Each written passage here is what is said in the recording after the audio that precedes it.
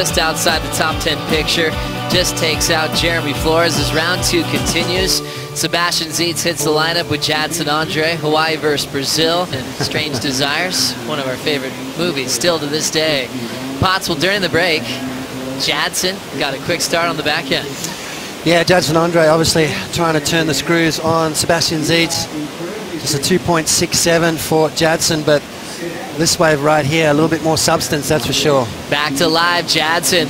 Always super active on land and in the water.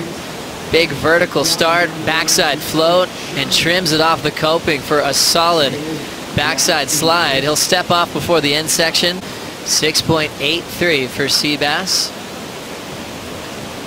Now Sebastian Zietz setting up his forehand whip. Full rail carve for the Hawaiian. Deep off the bottom, throws it nice and vertical. Here comes the wrap. So a couple carves to snap combinations for Seabass. Redirects, and now he's got a fun section to finish off on. 2 sections collide, and he'll try to force the finish. He won't get credit for the final move.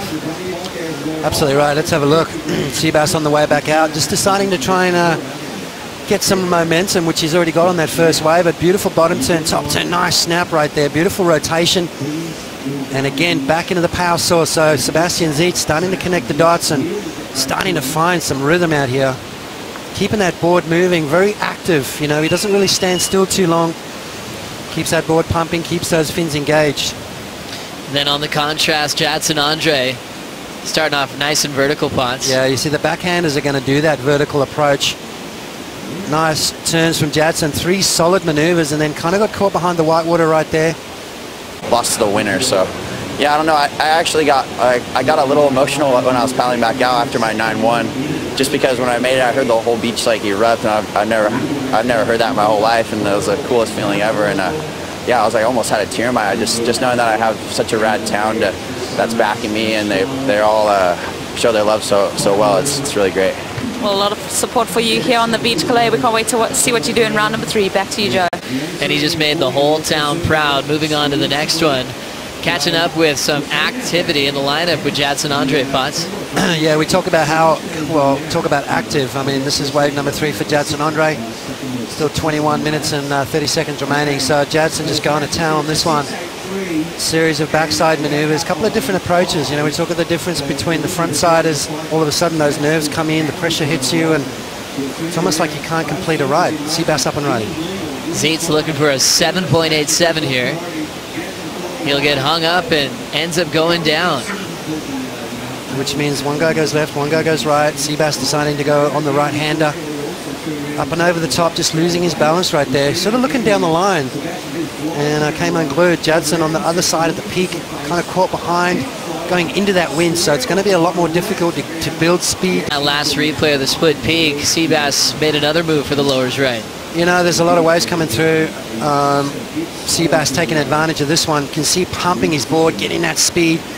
Always engaging those fins. Beautiful bottom turn there, just sliding the tail out. So again, Seabass crushed the opponent. Well, most probably didn't like Joel getting him yesterday, and he bounced back today. And that he did. On to the next one, Kalohe Andino up against Jeremy Flores. This was a heater.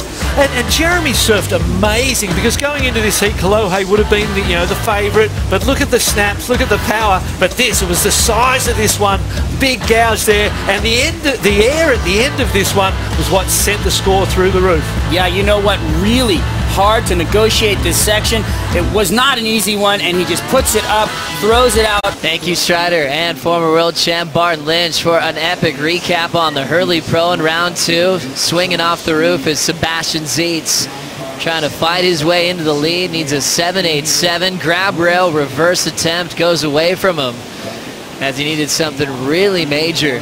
And we saw this extra motivation out of Joel that we hadn't seen in a while to absolutely dominate that heat with one of his best friends on tour. This is what Jadson did on his last wave. Yeah, Jadson just trying to crank it up a little bit. Obviously looking to replace a 7.20. Very active surfer. Keeps that board moving, rail to rail, very similar to Seabass. Just keep your eye on the board. I mean, the board does not track in one direction for very long. He really does keep that board sort of moving rail to rail, keeps those fins engaged, and that's what makes it so radical. Seabass, on the other hand, Just didn't quite connect on that first turn, realizing that the importance of that opening maneuver. Decides to kick out of that one. Then we've got those really long lulls, you know, those really long waits for the good ones. Now rolling in, 20 seconds on the clock. Sebastian needs a 7.87 to turn this one around. Starts off with a vertical tail blow. Second one, he completes down the line. Floating the last couple of sections and forcing the reverse under pressure. He had to move in such a small space. This last wave for Jadson just a little bit too late, so it's not going to count in the score line. It's all up to the performance of Zietz. Will it be a buzzer beater? Is that even coming close in your mind, Potts? I don't know. I'm asking you. I don't think it's going to be, Joe. 7.87. That's, you know, that's going to have to be the highest scoring wave of the heat so far. Wave size, wave quality, length of ride. I mean, there was a couple of beautiful turns in there. Surfed it as good as he could, but I don't think it's going to be enough. Interesting situation for Zietz. We've seen him just force the score so many times to turn this one. He rolled in a couple of messy sections and he stayed on his feet, Potts. Yeah, he did stay on his feet, Joe. And, you know, obviously surfed the wave probably as good as you could, but he's going to come up short. Last score for Zietz of 5.9, not enough. Jadson Andre takes out a top seed and moves on to round 3.